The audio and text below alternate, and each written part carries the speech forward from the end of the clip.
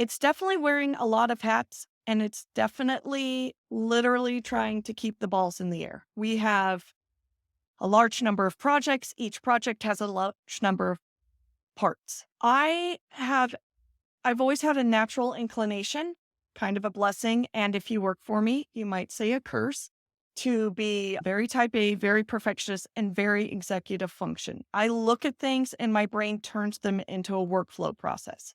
So you might describe something to me, and my brain immediately chunks it out into this step, this step, this step. And then I just use my organization skills to chart that out, make the visualizations, make sure everyone's on top of their different parts.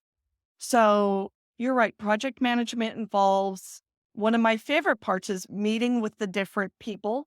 What project do you have? What are you hoping to get to? And then I'm teaching in the MASGIS, the 1-year master's at ASU. And we just had the lecture on project development. And this particular lecture is straight out of an Esri source and the focus on the audience and the objective. And I tell them that is still my life. Who is your audience? What's your objective? And helping people break it down into how do you meet that objective? Because so many times people just have an idea of what they want.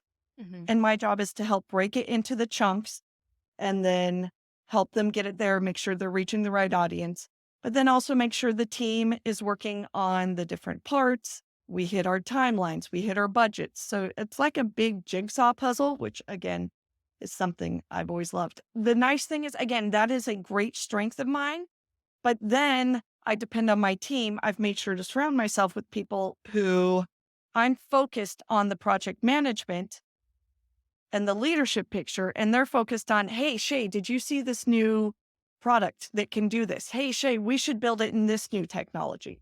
So I can focus on the project management, but I've made sure to build a team that fills in the other strengths we need, which are the creative outlets, the visualizations, the exciting. I might be taking care of the backbone, but they're adding all the flesh and making it fun and exciting.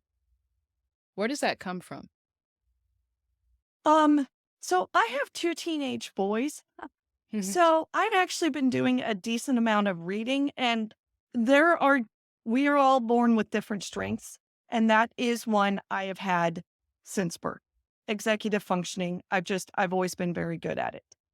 But then you add to that you add a perfectionist type A personality, and so part of it's natural, and then part of it's just, okay, add to this, it has to get done. So maybe not always the best work-life balance, but and again, it used to frustrate me that, okay, that may be a strength of mine, but I might sometimes focus too much on a weakness being, but I should be more creative. I should be on top of the technology. I should be this. Well, the fact is, I can't be everything. No one can. So surround myself with a team that their strengths complement my strengths, and then we're set. I've tried to stop beating myself up and stop using the should. And that's something I also try and get through to the students and the young people. I think when you're studying GIS, you see how big it is. And you're like, I have to know everything to get a job. I'm completely overwhelmed. How will I know this? No, you, you focus on something, you do well at that thing, and then maybe you grow it and you surround yourself with people who can complement you. Um, I try and make sure my students aren't overwhelmed by the breadth and the depth of GIS. So, what kind of traits are you looking for to surround yourself when you have a Ah, team? that is a great question. When I am hiring, so we bring on interns. So interns are different. An intern is a learning situation where we expect to do, more helping someone out. But when I'm hiring a new team member, whether it's an entry level or more advanced, we need those soft skills are very important.